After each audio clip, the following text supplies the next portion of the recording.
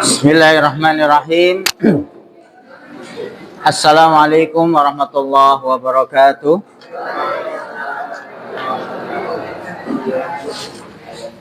Alhamdulillahi rabbil alamin. Wa bihi nasta'inu ala umuri dunya waddin.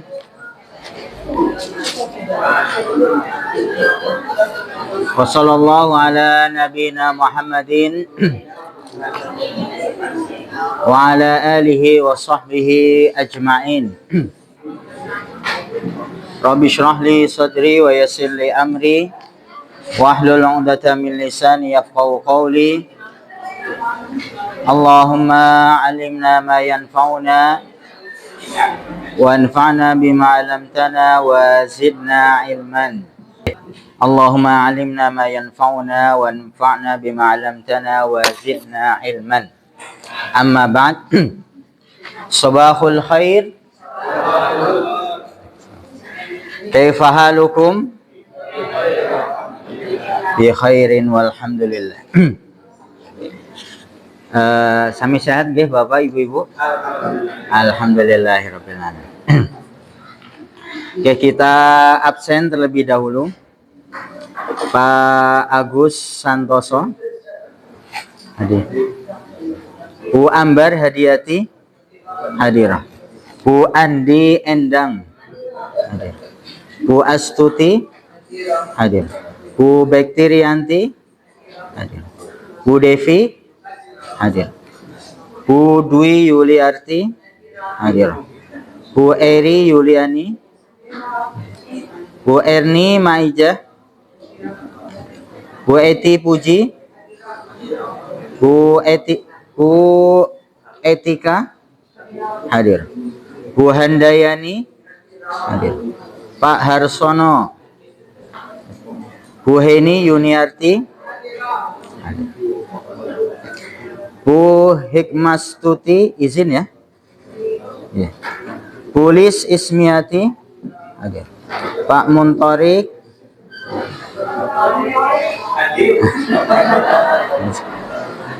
alhamdulillah. Monggo. Bu Musinem, Pak Muslih, Pak Pujiarto, Bu Purbaningsih belum ya. Bu Rasmini, Bu Retni Astuti ada. Bu Rohani, Bu Rosidah masih izin ya? Apa sudah pulang? Bu Salbiah izin ya. Bu Siti Khotijah masih izin ya? Bu Siti Nuryati hadir. Bu Siti Sarifah, Bu Siti Sugianti, Bu Siti Rahayu,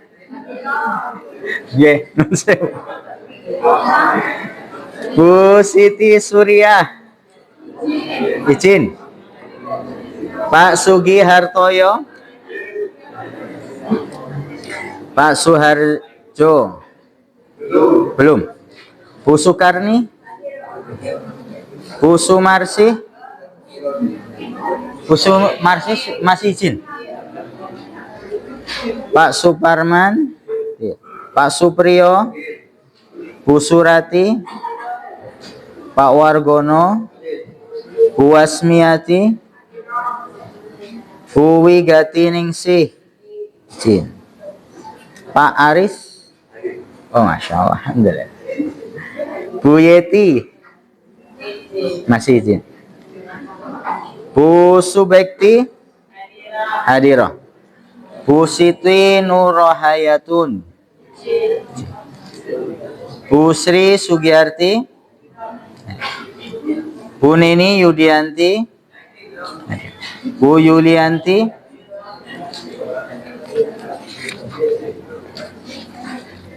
Pak Rohadi hadir. Bu Mei Nur Hayati hadirah. Pak Sugeng Raharjo hadir. Bu Wiji Astuti hadir. Alhamdulillah. Ada yang belum dipanggil? Sampun nggih? Nggih.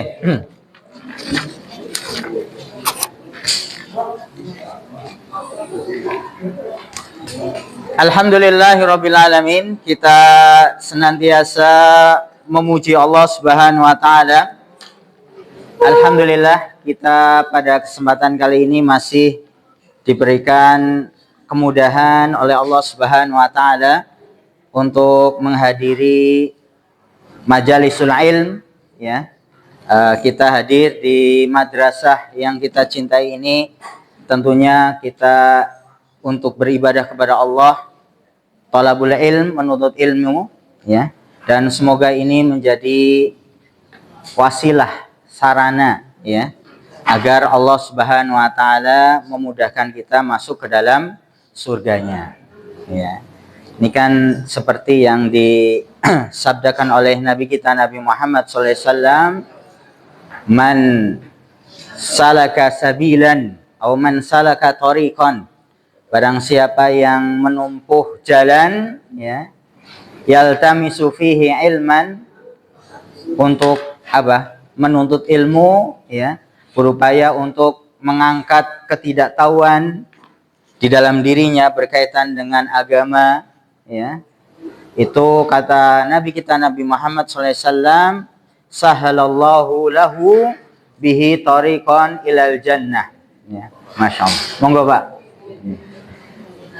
Maka Allah Subhanahu wa taala akan mudahkan bagi hamba tersebut apa? Tariqan, jalan ke surga ya. Namun ya perlu diingat, amal ibadah itu akan diterima oleh Allah Subhanahu wa taala manakala didasari dengan niat ikhlas. Jadi tidak bosan-bosannya ya kita senantiasa mengingat ya, memperbaiki, menjadikan niat kita itu senantiasa apa? Ikhlas karena Allah Subhanahu wa taala di seluruh amal ya. Di seluruh amal. Tidak hanya ketika menuntut ilmu tetapi yang lainnya, di dalam kita menunaikan sholat, di dalam kita apa namanya ya nanti membayar zakat, sedekah ya.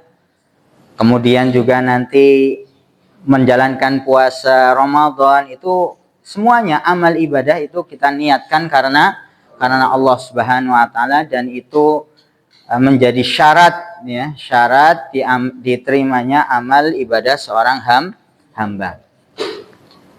Kira-kira tinggal berapa bulan lagi kita Ramadan ini? 2 bulanan ya, hampir 3 bulan ya, 3 bulan. 80-an hari ya. Ini kita sudah di awal bulan Jumada al-akhir ya, akhirah. Jumada Tsani, Rajab, Sya'ban ya, Ramadan setelah ya. Tidak terasa ya.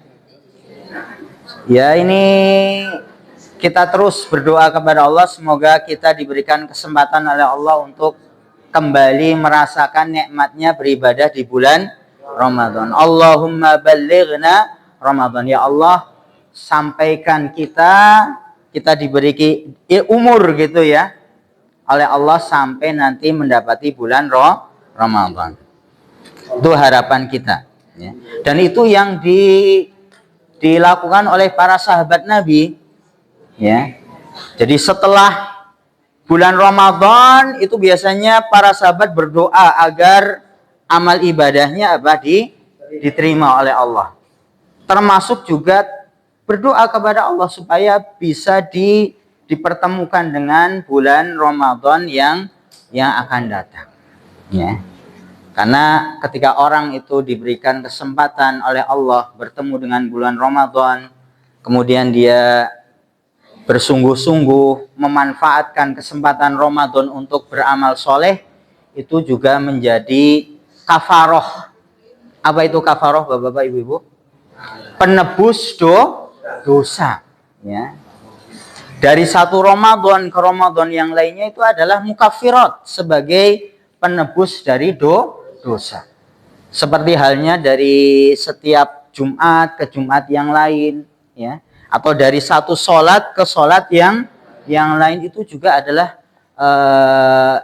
bagaimana Allah Subhanahu wa taala memberikan kesempatan untuk kita, untuk dosa-dosa kita diampuni oleh Allah Subhanahu wa taala. Bapak, Ibu-ibu yang semoga senantiasa dirahmati oleh Allah Subhanahu wa taala, kembali kita akan melanjutkan, ya, bahasan kita masih berkaitan dengan keutamaan tauhid, ya. Kemuliaan, keutamaan tauhid, dan bahwasanya tauhid itu akan mampu untuk menggugurkan dosa, ya. Tadi selain amal ibadah, maka keimanan tauhid itu sendiri, karena tauhid itu adalah sebetulnya termasuk dari amal juga, ya, bagian dari amal, ya. Jadi keyakinan yang ada di dalam diri seorang hamba, ya, kemudian nanti dibuktikan dengan perbuatan. Karena kemarin kita juga sudah menyebutkan bahwasanya yang namanya orang mengucapkan kalimat la ilaha illallah itu tidak hanya sekedar sesuatu yang diucapkan di lisan, tetapi juga harus dipraktekkan, ya. Menuntut orang harus ikhlas. Monggo Bu Purbaningsih. Ya, menuntut orang harus ikhlas, kemudian juga dia mengamalkan konsekuensi dari kalimat tauhid, ya. Makanya kemarin kita sebutkan ada orang-orang yang ya sama-sama mengucapkan kalimat tauhid, tetapi dia tidak mendapatkan keutamaan, manfaat dari ucapan kalimat tauhid itu, ya. Padahal kita sudah sebutkan kan gitu, ya. Kalimat tauhid, orang yang mengucapkan syahadat, ya, asyhadu an la ilaha illallah wa asyhadu anna Muhammadan abduhu wa rasuluh, itu akan mendapatkan jaminan keamanan, petunjuk dari Allah Subhanahu wa taala, ya. Dosa-dosanya juga akan diampuni oleh Allah Subhanahu wa taala. Tetapi ada orang-orang yang sama-sama mengucapkan kalimat itu, tetapi tidak memiliki manfaat, ya, tidak mendatangkan kebaikan bagi orang tersebut. Kemarin kita contohkan siapa? Di antaranya adalah orang-orang munafik, ya, yang mereka secara zahirnya, ya, mereka menampakkan keislaman, tetapi di dalam hatinya, ya, memusuhi Islam. Alias antara yang diucapkan dengan hatinya itu berbeda, ya, sama juga. Walaupun bukan orang munafik gitu, ya, tetapi dia hanya sebatas ucapan di lisan, tetapi perbuatannya menyelisihi syariat, ya, melakukan kesyirikan kepada Allah Subhanahu wa taala, maka kalimat yang dia ucapkan itu tidak ada manfaatnya. Ini yang kemarin kita sebutkan, ya, di kandungan bab, ya, kandungan bab yang keberapa? Ya, ketujuh kemarin, ya. Ya. Perlu diingat persyaratan yang dinyatakan di dalam hadis Itban, yaitu ikhlas semata-mata karena Allah, tidak mempersekutukannya, alias tidak berbuat syirik. Jadi memang kalimat tauhid, keimanan itu juga murni dorongannya adalah ikhlas karena Allah Subhanahu wa taala. Dan ini bagaimana di dalam hadis yang sudah kita baca, yaitu berkaitan dengan kisahnya Nabi Musa alaihissalam, ya. Kan yang hadis yang sudah pernah kita baca, bagaimana Nabi Musa itu minta kepada Allah suatu kalimat, suatu wirid gitu, ya, yang yang spesial gitu ya, yang khusus yang Allah ajarkan kepada siapa? Nabi Musa. Namun ternyata yang Allah ajarkan kepada Nabi Musa adalah seperti layaknya kalimat-kalimat yang sudah diketahui oleh umatnya, yaitu kalimat apa? Kalimat la ilaha illallah, alias kalimat tauhid. Dan kemudian disebutkan di dalam hadis tersebut keutamaan dari kalimat tauhid. Bagaimana kalimat tauhid ini kalau ditimbang dengan apa? Dunia. Ya, langit yang 7 beserta isinya dan juga bumi, ya, itu tetap berat kalimat tauhid. Sekelas Nabi Musa. Nabi Musa ini bukan nabi sembarangan, ya. Nabi yang termasuk ulul azmi, ya. Kaleng-kaleng. Ya. Bukan kaleng-kaleng. Ya, maksudnya adalah semua nabi itu mulia. Semua nabi itu mulia. Pilihan Allah Subhanahu wa taala. Tetapi di antara para nabi pun ada nabi-nabi yang spesial gitu ya. Maka Nabi Musa ini juga termasuk nabi yang spesial, istimewa. Dan Nabi Musa itu kan punya julukan. Apa julukannya, masih ingat? Ya, Kalimullah, nabi yang Allah langsung ajak bicara. Ya, di mana? Di Bukit Tursina sana, Gunung Tursina. Di mana Gunung Tursina?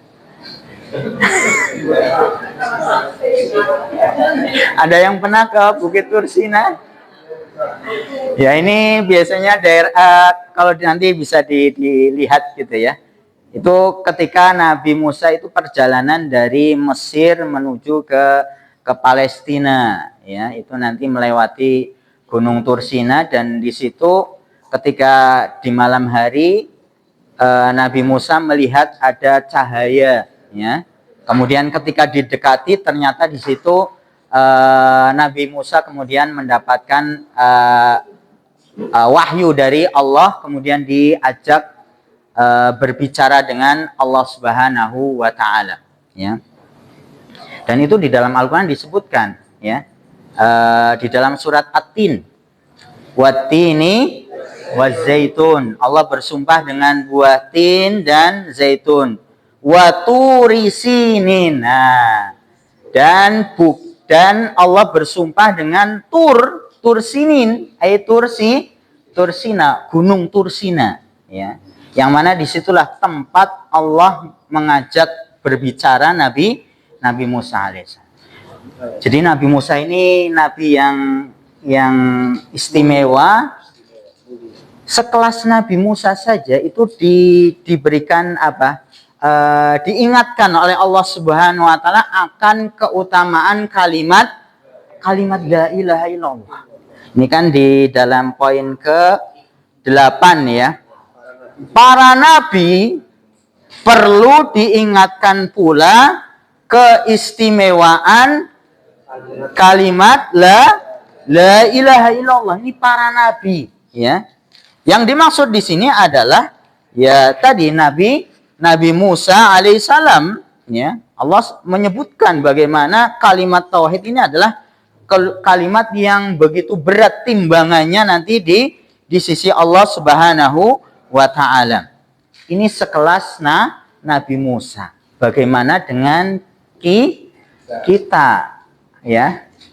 Manusia biasa dalam artian bukan nabi, bukan rasul, maka lebih penting juga, maksudnya kita juga penting, ya, memahami kemudian juga mengamalkan apa yang terkandung di dalam kalimat tauhid, ya.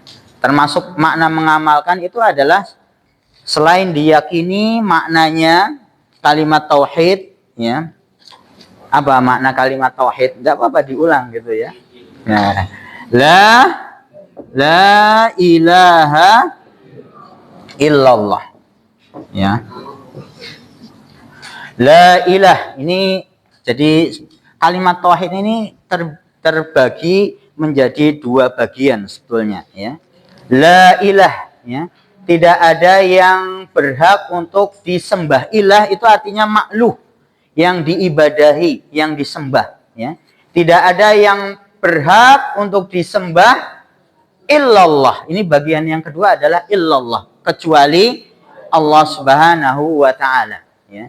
Jadi tidak hanya cukup dimaknai tidak ada Tuhan selain Allah. Ini maknanya kurang mendalam. Kenapa kok kurang mendalam? Karena ternyata banyak juga orang-orang atau manusia yang menganggap ada selain Allah itu dianggap sebagai Tuhan. Betul? Betul. Ya. Ada yang menganggap sebagai Tuhan adalah umpamanya pohon yang besar, ya. Sapi yang warnanya mungkin putih. Disembah, diibadahi gitu, ya. Ada yang beribadah dengan kepada apa? Ya tadi pohon, kemudian jin, ya. Penguasa laut, pantai selatan, kan ada gitu, ya. Sampai kemudian melarung sajen dan seterusnya. Ini kan memang ada orang-orang yang kemudian berkeyakinan ada selain Allah yang disembah. Makanya pemahaman yang benar berkaitan dengan tauhid itu adalah meyakini yang satu-satunya yang berhak untuk diibadati itu adalah hanya Allah Subhanahu wa taala, ya. Kalau kita ditanya apakah yang selain Allah itu yang diibadahi mereka menciptakan, memberi rizki? Tidak, ya. Tidak, mereka tidak menciptakan, tidak memberikan rizki, ya. Kok kemudian disembah, diibadahi? Itu kan bentuk dari kesyirikan. Maka makna yang benar ketika kita memahami kalimat tauhid al-ilah ini artinya yang diibadahi, ya. Jadi tidak ada yang berhak untuk diibadahi kecuali Allah. Berarti konsekuensinya apa? Ya meninggalkan segala bentuk kesyirikan, ya. Tidak ada ibadah kecuali itu ditujukan kepada Allah Subhanahu wa taala. Makanya di dalam surat Al-Kautsar, ya.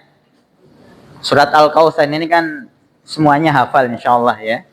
Apa Allah berfirman? Inna a'taina kal kautsar. Ya Muhammad, telah kami berikan kepadamu Al-Kautsar, ya.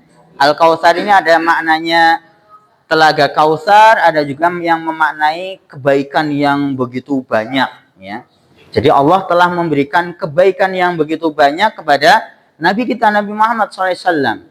Ya di antaranya adalah telaga Kautsar nanti di akhirat, ya. Ketika Allah Subhanahu wa taala telah memberikan nikmat yang begitu besar, maka apa perintah Allah kepada nabinya sebagai bentuk syukur seorang hamba kepada Allah? Fasholli li rabbika wanhar. Salatlah engkau li rabbika, dan itu diniatkan untuk Tuhanmu, untuk Allah Subhanahu wa taala, memurnikan ibadah, ya. Wanhar termasuk juga apa di dalam menjalankan kurban, ya.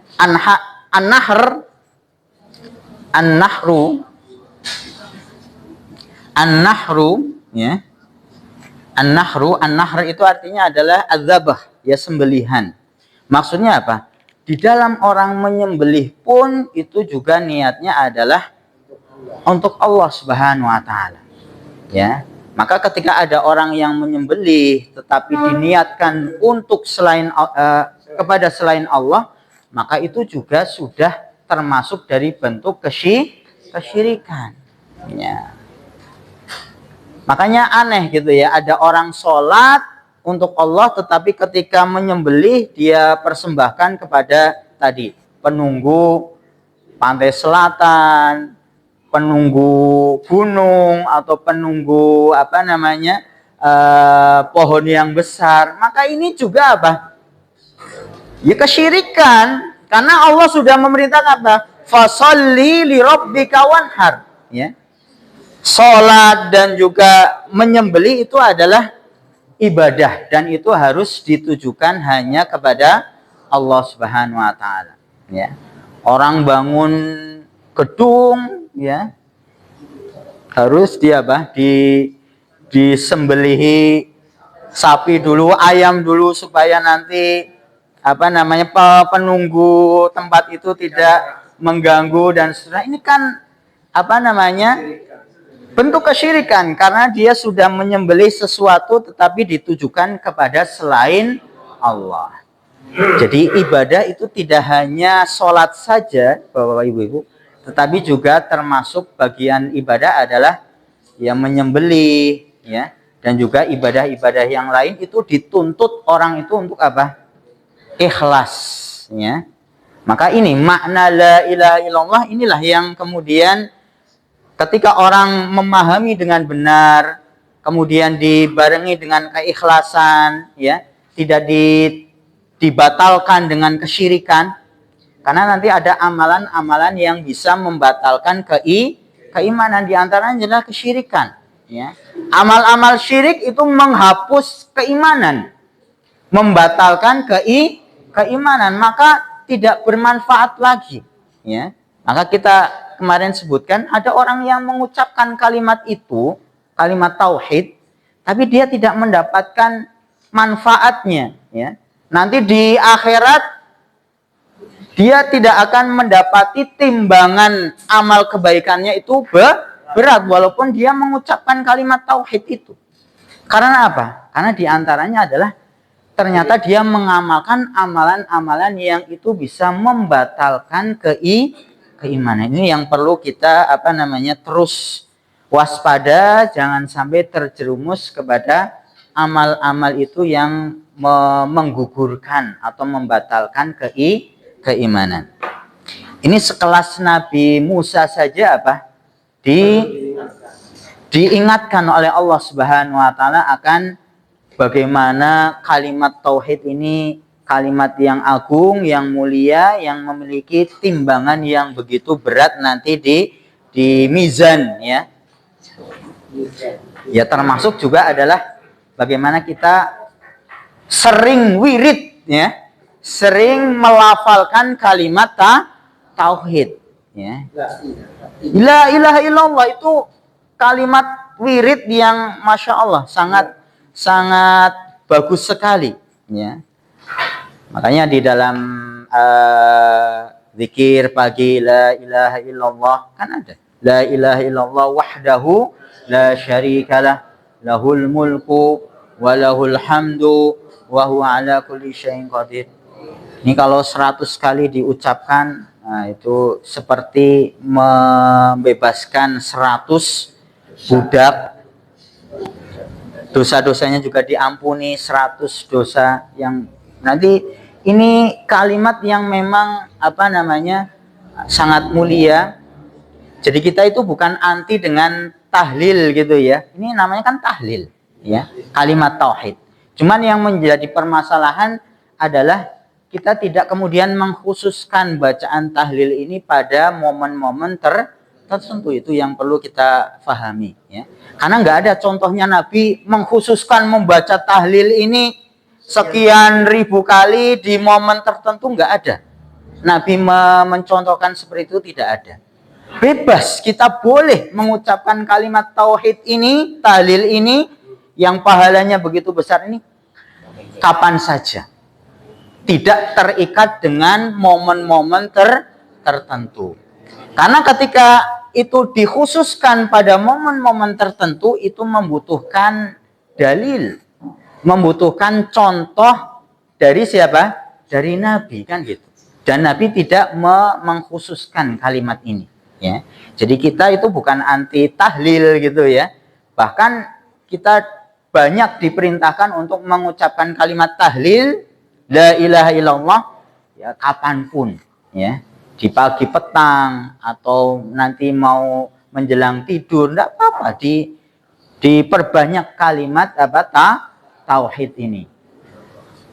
Bisa difahami nggih niki Bapak Ibu-ibu? Jadi memang perlu difahami maknanya yang benar, kemudian diamalkan, ya.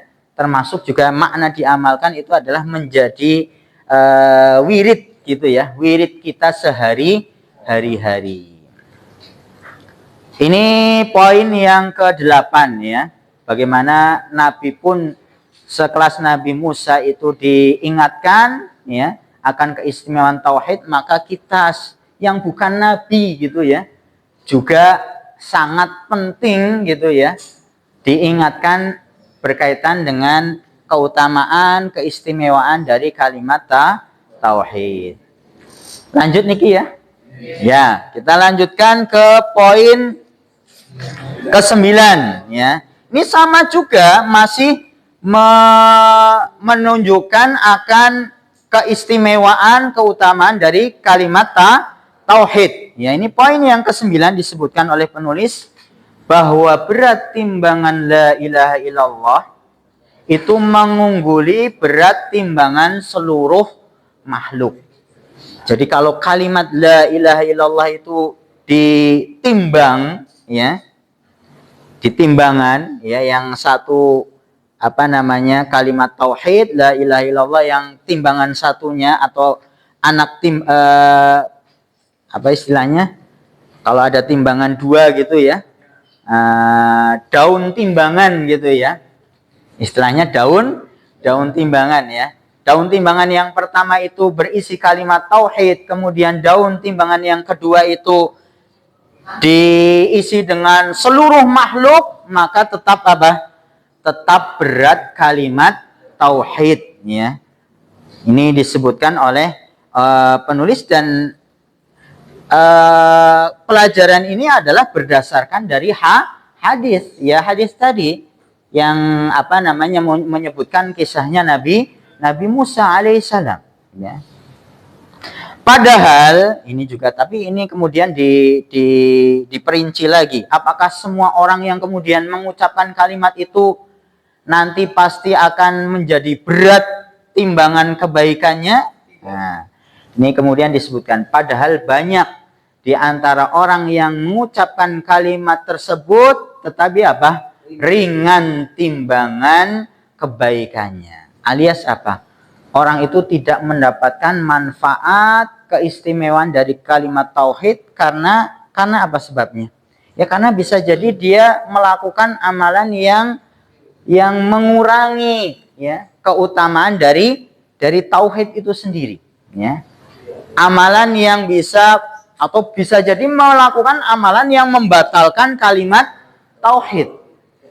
Ya. Jadi kalau secara umum Bapak-bapak, Ibu-ibu, ada perkara-perkara yang itu bisa menjadikan iman itu batal. Ada perkara-perkara yang membatalkan keimanan. Mungkin sempat kita sebutkan ya. Yang membatalkan keimanan itu paling tidak ada 3 ya. Yaitu pernah kita sebutkan yang disebut dengan kufur akbar ya. Disebutnya tulisnya kemarin? Kufur besar ya. Ya, kufur besar ya. Ini akan membatalkan keimanan ya. Kufur besar ya. Contohnya seperti apa? Kufur besar. Contohnya adalah ya dia tidak mau tunduk dengan syariat ya. Umpamanya ada orang yang tidak mau meyakini akan bahwasanya sholat itu wajib. Tetapi dia meyakini sholat yang 5 waktu itu hukumnya bukan wajib. Tetapi sunnah. Padahal Allah sudah menegaskan ya. Para ulama juga sudah menyebutkan yang namanya sholat 5 waktu itu hukumnya wajib, fardu ain ya. Tetapi kemudian ketika ada yang meyakini itu tidak wajib, maka dia sudah melakukan kekufuran. Dan ini kekufuran karena makna kafaro itu maknanya adalah ingkar ya, pengingkaran ya. istikfaro itu artinya makna dasarnya adalah pengingkaran. Ya. Termasuk juga adalah mengingkari sesuatu yang sudah ditetapkan oleh Allah. Itu konsekuensinya tadi bisa sampai mengeluarkan orang dari keislaman. Beda halnya orang yang meninggalkan sholat tetapi bukan karena mengingkari kewajiban sholat, ya. Tapi ada juga meninggalkan sholat karena mungkin males gitu ya. Ada nggak? Ada.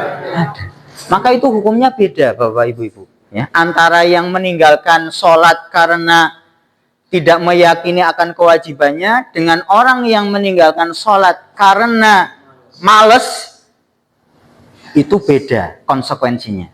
Kalau yang pertama itu para ulama menyebutkan ya karena dia menolak gitu ya sesuatu yang wajib, maka itu dia sudah melakukan kekufuran yang besar.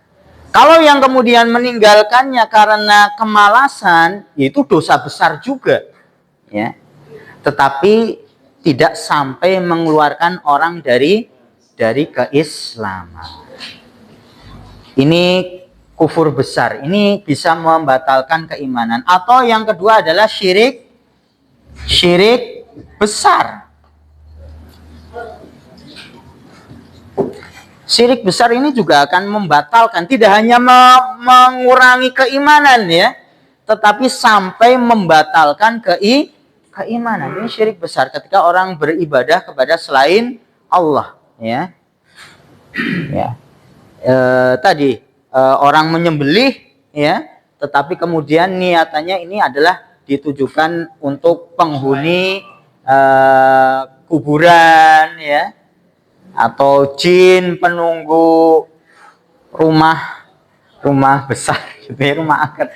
Ini bentuk dari kesyirikan dan itu syirik besar yang itu konsekuensinya tidak hanya mengurangi keimanan, bahkan membatalkan keimanan. Atau yang ketiga adalah kemarin kita sebutkan yang munafik, tapi munafik disebutnya kemarin kita tulis nifak ya, nifak i'tiqad ya, nifak i'tiqad atau ya juga disebut nifak besar. Kemarin kita sebutkan nifak i'tiqad nifak kemunafikan yang itu bersumber dari hati atau keyakinan ya, yaitu yang terjadi pada zaman Nabi SAW ya, sekarang pun juga ada gitu ya. Secara zahirnya, lahirnya yang nampak di luar dia Islam, tetapi di dalam hatinya dia memusuhi Islam ya, tidak menyukai syariat Islam walaupun dia sholat mungkin ya, dia puasa, dan itu yang terjadi di zaman Nabi juga ada ya. Mereka sholat bersama Nabi ya, bulan Ramadan dia berpuasa bersama Nabi, tetapi ketika mereka itu kemudian berkumpul dengan sesama kaum munafik, mereka kemudian mengatakan ya itu hanya bentuk dari kepura-puraan ya, menunjukkan keislaman tetapi di dalam hatinya keyakinannya memusuhi Islam. Itulah yang bisa menyebabkan keluar dari Islam, dan keimanannya itu tidak hanya berkurang tetapi tertolak. Jadi ini secara umum ini 3 perkara ini yang bisa menyebabkan orang itu keluar dari Islam. Adapun selain ini ya, seperti kufur kecil, syirik kecil, nifak kecil, kemarin yang disebutnya adalah nifak amali, perbuatan, kemunafikan yang bentuknya perbuatan seperti berbohong, kemudian tidak amanah ya. Kalau kemarin disebutkan kalau berjanji mengingkari, maka ini amalan-amalan yang kalau itu dilakukan tidak sampai membatalkan keimanan, tetapi itu akan mengurangi keimanan. Makanya sama, ini berkaitan dengan poin ke-9. Bagaimana orang itu dia sama-sama mengucapkan kalimat tauhid. yang mana disebutkan keutamaannya tadi lebih berat dari apa? Seluruh makhluk. Tetapi ternyata ya, di akhirat nanti dia tidak mendapatkan keutamaan dari ucapan kalimat tauhid itu, alias timbangan kebaikannya tidak menjadi berat. Itu bisa jadi dikarenakan dia melakukan tadi amalan-amalan yang itu membatalkan keimanan itu, atau dia apa? Amalan yang mengurangi dari keimanan itu. Ya, segala bentuk kemaksiatan tadi, kufur kecil, syirik kecil, atau nifak kecil. Ya, jelas nih Bapak Ibu-ibu. Jadi segala bentuk kemaksiatan itu akan berpengaruh kepada keimanan, ya. Jangan dikira kebohongan gitu ya, atau kita mendolimi orang lain itu tidak berdampak kepada keimanan. Itu berdampak, ya. Akan menjadikan iman itu berkurang, lemah, ya. Maka disebutkan oleh para ulama, al-imanu yazidu wa yanqus. Keimanan itu kadang bertambah, kadang-kadang berkurang, ya. Kapan keimanan itu bertambah? Yazidu bitta'ah. Ketika orang itu melakukan ketaatan kepada Allah, amal kebaikan, ya, melakukan sholat yang baik, yang khusyuk, yang benar, ya, menghadiri majelisul ilm, pengajian, ya, berpuasa, berinfak, itu akan meningkatkan keimanan, ya. Tetapi ketika orang melakukan amalan yang kebalikan dari kebaikan, kemaksiatan, ya, dosa, itu juga akan menjadikan iman itu apa? Berkurang, alias apa? Ya, berkurang tadi, menjadi berkurang, ya. Wayang kusu bil maksiyah. Keimanan itu akan berkurang dengan melemah dengan yang namanya kemaksiatan. Makanya bagaimana caranya kalau kita kadung gitu ya? Kadung itu apa artinya? Terlanjur, ya. Terlanjur berbuat maksiat, ya. Karena dorongan hawa nafsu itu sudah ya sangat kuat gitu ya. Kan seringnya kayak gitu ya. Antara hawa nafsu dan apa namanya? Bisikan keimanan itu di dalam hati sering apa namanya? Sering ya tarik menarik gitu ya. Ya, makanya disebutnya adalah mujahadatun nafs. Kita terus berupaya untuk melawan hawa nafsu. Ya, kadang-kadang kita kalah gitu ya. Kalah dengan hawa nafsu, lebih kuat hawa nafsunya sehingga kita ya apa? Ya berbohong, atau kemudian ya melakukan kemaksiatan, ya. Bisa maksiat mata, bisa maksiat pikiran, bisa maksiat tangan, dan seterusnya. Macam-macam maksiat itu ya. Itu dorongannya hawa nafsu kebanyakan, ya. Ya, kalau kemudian kita terlanjur tadi melakukan kemaksiatan, dosa, maka cepat-cepatlah orang itu kemudian kembali. Taubat itu kan artinya kembali, ya. Kembali kepada Allah, jangan nunggu nantilah, ya. Nunggu Ramadan gitu ya. Siapa yang menjamin umur kita sampai bulan Ramadan kan gitu ya? Gak ada yang menjamin, Bapak Ibu, ya.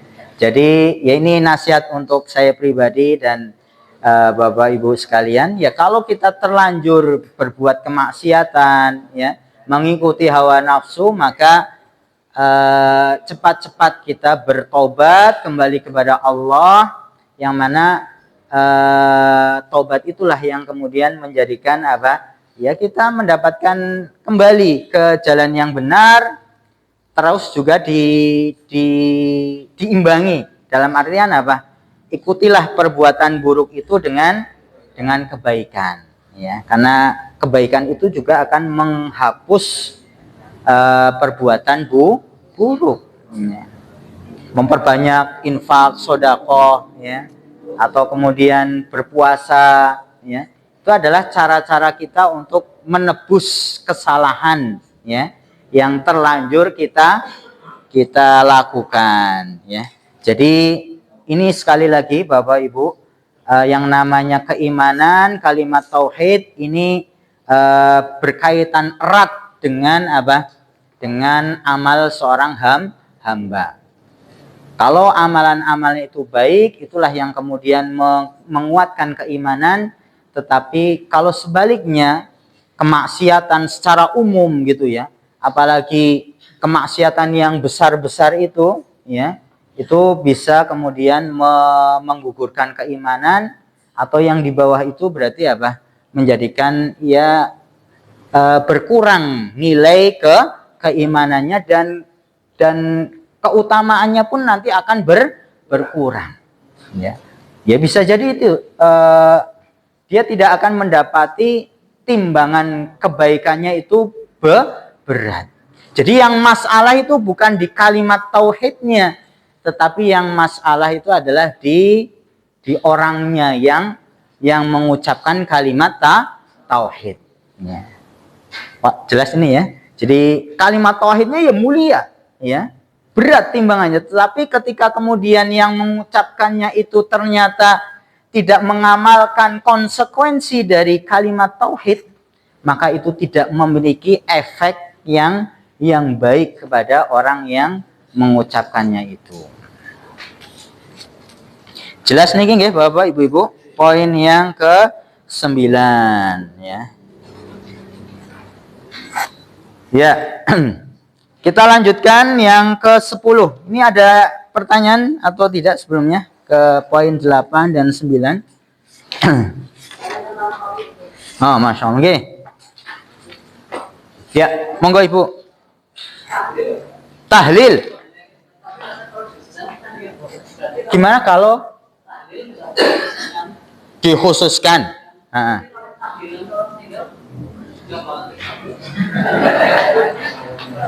Ya. Wallahu taala alam bisawab ya Ibu-ibu. Ini kan memang yang terjadi di masyarakat kita, ada istilahnya apa? Tahlilan. Jadi memang, atau yasinan. Apakah berarti nggak boleh membaca surat Yasin? Apakah tidak boleh membaca tahlil? Nah, ini yang menjadi apa namanya, banyak pertanyaan seperti itu ya. Jadi kita kembalikan ke apa namanya, ke asal, karena syariat ini kan sebetulnya sudah sempurna ya. Syariat Islam yang disampaikan oleh Nabi itu sudah sempurna. Segala bentuk ibadah yang baik, yang bermanfaat untuk hamba itu sudah disampaikan oleh Nabi SAW ya. Makanya di dalam Al-Quran disebutnya apa? Al-yawma akmaltu lakum dinakum. Ya, ketika Nabi itu lagi khutbah wada. Khutbah wada itu ketika haji ya. Itu turun ayat kepada Nabi kita Nabi Muhammad SAW menyebutkan bahwasanya agama syariat bentuk ibadah itu semuanya sudah lengkap. Jadi kalau sudah lengkap, apa? Perlu ditambah-tambah atau tidak? Tidak, ya.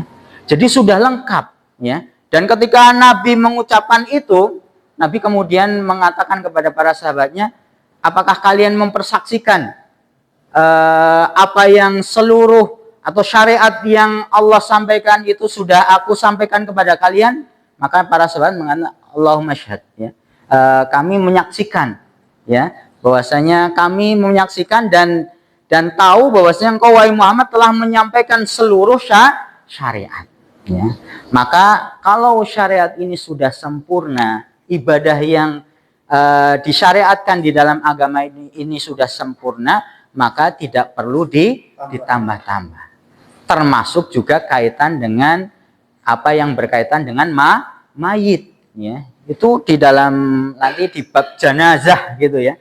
Nanti orang ngaji bab jenazah berkaitan dengan mayit itu sudah dijelaskan bagaimana dari apa namanya mentalkin ya, bagaimana orang itu menghadapi sakaratul maut itu dituntun untuk mengucapkan kalimat ini.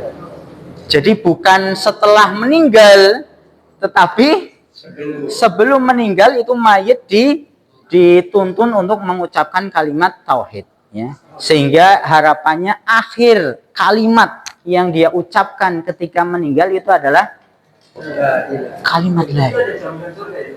Ada hadisnya. Man kana akhiru kalamihi la ilaha illallah. Barang siapa yang kalimat terakhir yang diucapkan oleh seseorang itu adalah kalimat ini, la ilaha illallah, dakhalal jannah, maka dia akan masuk surga. Itu ditalkin. Kemudian nanti kalau sudah meninggal, sudah dijelaskan juga bagaimana prosesi memandikan, kemudian mengkafani, ya, laki-laki berapa kainnya, perempuan juga berapa, itu kan sudah ada, ya. Nanti juga setelah dikafani disolati, sholatnya itu juga sudah ada contohnya, syariatnya, ya. Tidak ada ruku, tidak ada sujud, ya.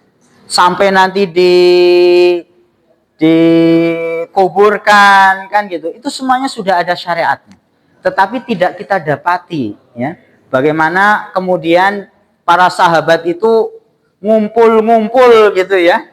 Ngumpul-ngumpul di tempat atau di kediaman orang yang meninggal, kemudian mengkhususkan untuk membaca kalimat tahlil ini, ya. Walaupun ini juga perlu digarisbawahi, walaupun amalan itu baik, ya, niatannya baik, tetapi kalau tidak kemudian sesuai dengan apa yang dicontohkan oleh Nabi, ditakutkan itu apa? Tertolak, ya. Tertolak, sudah apa namanya, capek-capek, kemudian bahkan yang terjadi kan si keluarga mayit dia berusaha untuk apa? Iya, lagi kena musibah, tetapi malahan kemudian dibebani untuk tadi mengadakan acara-acara seperti itu, ya. Bahkan mungkin harus ngutang gitu, ya. Ini kan sesuatu yang membebani, ya. Dan ya tadi ditakutkan karena itu tidak ada contohnya dari Nabi, ya, maka itu menjadi amalan yang tertolak, ya. Kalaupun apa namanya orang itu ingin berbuat baik kepada si mayit, maka ya dengan cara-cara yang sudah dicontohkan oleh Nabi. Seperti apa contohnya? Umpamanya bersedekah, berinfak dengan nama si mayit. Itu insya Allah pahalanya juga sampai kepada si mayit.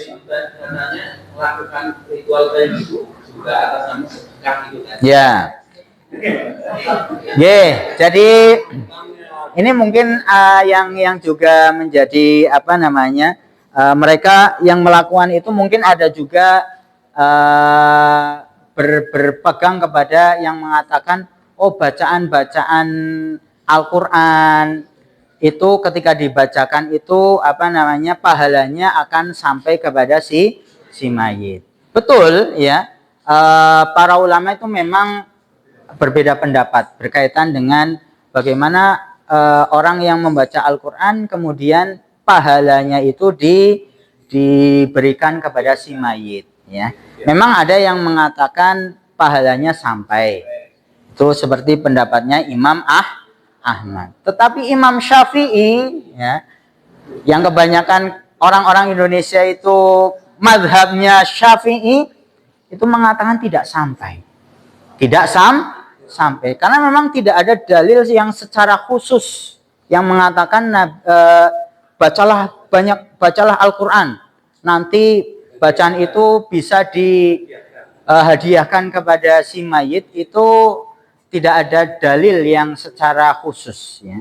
Tetapi kalau tadi berkaitan dengan sodakoh, itu memang ada, ya, yang menyebutkan Nabi pahalanya itu bisa sampai kepada si mayit. Maka melihat itu, ya, amannya adalah kita mengamalkan sesuatu yang sudah ditegaskan, ditetapkan oleh Nabi kita, Nabi Muhammad SAW, ya.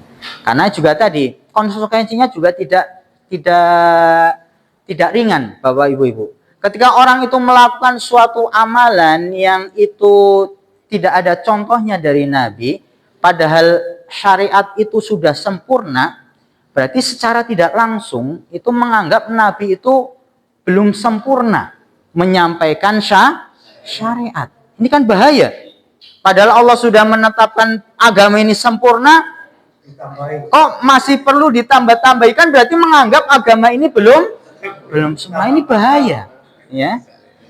Atau yang lain menganggap Nabi ini menyembunyikan sesuatu yang belum disampaikan, ya. Alias menuduh Nabi itu berkhianat, ya. Nabi masih belum sempurna di dalam menyampaikan syariat. Ini kan konsekuensinya sangat berat. Jadi cukuplah kita mengamalkan ibadah, apapun ibadahnya itu adalah ya apa yang sudah menjadi contoh bimbingan dari Nabi. Ya, karena fungsi kenapa Allah mengutus para nabi, termasuk nabi kita, adalah ya supaya mengajari umatnya beribadah yang sesuai dengan kehendak Allah Subhanahu wa taala. Itu kan fungsinya seperti itu. Mengutus nabi menjelaskan bagaimana orang itu beribadah, yaitu fungsinya nabi, ya. Kok ada orang yang beribadah walaupun niatnya baik gitu ya, tetapi tidak kemudian mengikuti petunjuk nabi, maka ya berarti dia beribadah sesuatu yang tidak sesuai dengan keinginan Allah Subhanahu wa taala. Ya, lanjutkan tadi kan. Ya. Kita nasihatnya tadi. Ya. Khususnya saya pribadi, ya, yang hari ini dikasih tahu Ustaz kayak gitu. Tapi kadang ketika di masyarakat tidak berdaya kan. Ya. Ketika misalnya diundang ini ya, yang undang itu saudara gitu. Masya Allah. Gimana cara menolaknya, terus biar kita yang sudah tahu bisa mengamalkannya kan, dalam artian orang kepenak kalau kain, ya, tapi si kepenak kain, orang kepenaknya mari berdialog. Ya. Gimana itu kan? Ya, memang ini yang menjadi fenomena gitu ya di masyarakat, dan itu banyak dilakukan di masyarakat kita, ya. Apalagi kalau yang mengundang umpamanya saudara gitu. Dan jadi kadang-kadang munculnya, ini juga perlu diketahui, munculnya awalnya amalan-amalan yang itu tidak ada contohnya di dalam syariat, itu kebanyakan adalah bukan karena ilmu, ya, bukan karena ilmu, sebatas hanya ikut-ikutan, ya. Itu yang banyak terjadi seperti itu. Munculnya ada tambahan-tambahan amal itu bukan karena ilmu, tetapi karena ya tadi ikut-ikutan, tradisi dan seterusnya, ya. Maka nanti melihat kondisi juga, ya. Dalam artian apa? Kalau kita tidak menghadiri undangan itu, ya, apakah itu akan berdampak madorot yang besar atau tidak untuk kita pribadi, gitu ya?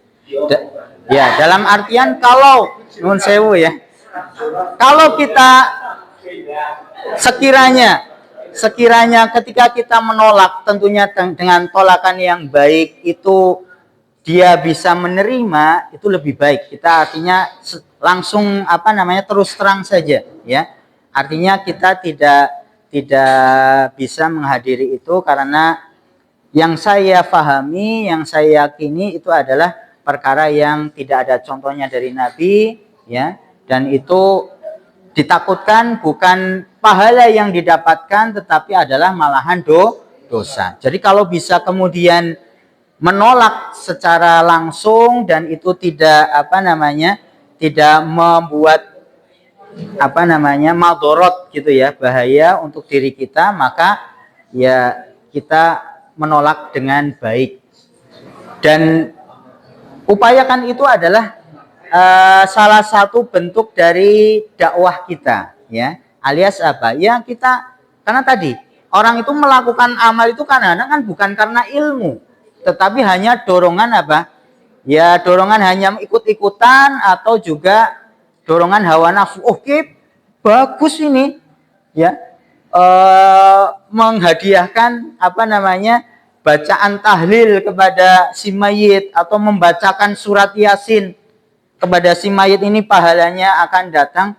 Iya, kalau itu yang engkau yakini ya enggak apa-apa, tapi kemudian mengkhususkan di tempat khusus, kemudian apa namanya dengan bilangan tertentu, ini butuh yang namanya apa? Dalil. Kalau diisi dengan tausiah bukan ada. Iya. Jadi walaupun apa namanya kemasannya mungkin kita bisa tadi, itu kan sama sebetulnya. Niatannya dengan adanya itu, kemudian adanya pengajian dan seterusnya. Tetapi saya kira momennya kurang pas, Pak, ya. Karena kalau mau pengajian ya nanti ada momen yang lain, tidak kemudian dibarengkan dengan adanya kematian, ya. Karena nanti kalau itu kemudian dilakukan, ini kan baik ada pengajian. Iya, nanti akan muncul amalan-amalan yang lainnya lagi gitu ya. Dan itu tidak ada apa namanya, tidak ada kemudian dalilnya di dalam syariat akan itu. Walaupun itu baik, tetapi kalau itu nggak ada contohnya, itu ditakutkan adalah sesuatu yang diada-adakan di dalam syariat, ya. Selain juga memang dampaknya adalah memberatkan, ya. Itu juga ya tadi, takutnya bukan pahala yang didapatkan tetapi adalah dosa. Jadi kalau itu bisa kemudian kita menolaknya secara langsung, itu lebih bagus. Namun kadang-kadang ada momen di mana apa? Kita nggak bisa menolak, ya, tidak bisa menolak, dan bisa jadi kalau nggak hadir itu berdampak buruk, ya, kepada keluarga. Disuruh mimpin lagi, ini berat.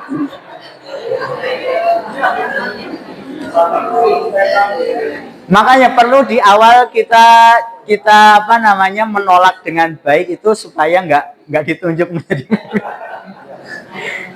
Dan insya Allah masyarakat akan bisa paham, kesini akan paham gitu ya. Bapak itu dia tidak ikut tahlilan karena memang dia meyakini itu tidak ada perintahnya di dalam syariat, ya. Itu enggak apa-apa, ya.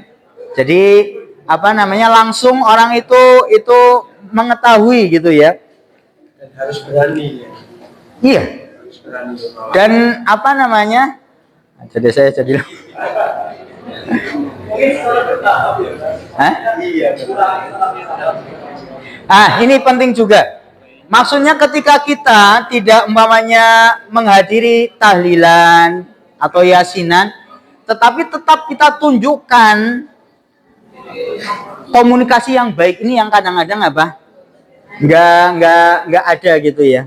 Jadi kayaknya orang itu ketika ngaji tahu itu yang nggak ada contohnya, tetapi tidak dibarengi dengan perilaku akhlak yang baik. Ini kan menjadikan apa? Masyarakat atau warga sekitar loh, kok jadi berubah gitu ya. Wis ora gelem tahlilan, ora gelem RT-an gitu ya. Ini masalah, ya. Tetapi beda halnya kalau umpamanya di dalam bab tahlilan itu kita umpamanya nggak hadir gitu ya, dan kita ucapan alasannya kenapa, ini nggak ada tuntunannya, saya takut itu bukan pahala tetapi malahan kemaksiatan, nggak apa-apa, sampaikan. Tetapi di bab-bab yang lain, RT-an, mungkin ibu-ibu apa, PKK, ya tetap hadir, alias apa, guyup gitu ya, sehingga orang itu bisa memahami gitu ya. Ya Allah, ya apa namanya, ya walaupun mungkin nanti di madhab yang lain mungkin ada yang membolehkan, tetapi setahu saya ketika kembali kepada apa namanya dalil-dalil yang ada itu tidak ada pernah Nabi mimpin membaca tahlil. Apakah di zaman Nabi nggak ada sahabat yang meninggal? Ini pertanyaan. Ada apa enggak? Ada, banyak. Kalau itu betul-betul syariat, ya, amalan yang baik, ibadah, pasti Nabi sudah ngumpul-ngumpul, sudah yasinan. Kenapa enggak Al-Baqarahan yang lebih panjang lagi? Ini kan bagaimana syariat itu bukan sesuatu yang dorongannya adalah pribadi, hawa nafsu, tetapi kita juga harus tahu yang namanya syariat ibadah itu syaratnya tidak hanya ikhlas, tetapi juga ada contohnya, tuntunannya dari ini. Kalaupun tadi Pak, kalaupun terpaksa hadir gitu ya, maka niatkan itu kita ingin apa? Menghormati, ya, dan di dalam hati apa? Kita mengingkari, ya, alias kan, iya.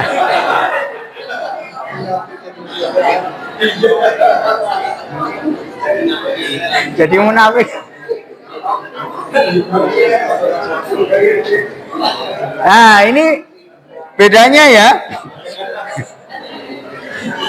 Jadi kita sebetulnya mengingkari, bisa mengingkari dengan lisan, tetapi karena takut nanti ada madorot yang lebih besar, gitu ya, maka cukup mengingkarinya di dalam hati. Dan itu ada dalilnya. Man ro'a minkum mungkaron, ketika orang melihat kemungkaran, hendaknya dia mengingkarinya dengan tangannya. Kalau nggak bisa dengan lisannya. Kalau nggak bisa minimal dengan hati. Itu kalau posisinya apa? Terpaksa. Tapi kalau nggak terpaksa dalam artian kita bisa menjelaskan, ya, dengan cara yang baik, dan kita ingin betul-betul menginginkan orang itu melakukan amal ibadah itu ya betul-betul ada panduannya dari Allah supaya nggak muspro gitu ya, maka itu yang lebih baik. Itu yang lebih baik. Bisa difahami Bapak Ibu-ibu?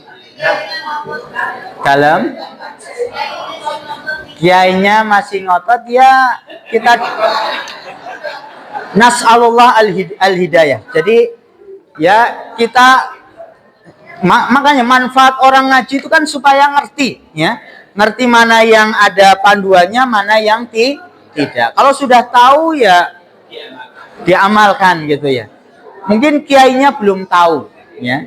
Mungkin kiainya ya ikut-ikutan dengan guru-gurunya dulu kan gitu, ya. Maka kita doakan supaya kaum muslimin juga apa? Mendapatkan pencerahan gitu ya. Kembali kepada tuntunan yang itu menjadi tuntunan Nabi kita Nabi Muhammad Sallallahu Alaihi Wasallam. Dan tidak perlu dimusuhi ya, jangan memusuhi. Itu saudara kita semuanya, saudara kita semuanya, kita tetap baik, tetap rukun dan seterusnya. Gitu ya Bapak Ibu-ibu. Sudah jam 10 ya? Oh, sudah lewat. Ya, terima kasih. Semoga apa yang kita kaji bermanfaat untuk kita semuanya dan Allah balas dengan pahala yang berlipat. Allahumma amin. Kita akhiri dengan doa kafaratul majlis. Subhanakallahumma bihamdika asyhadu an la ilaha illa anta astaghfiruka wa atubu ilaik.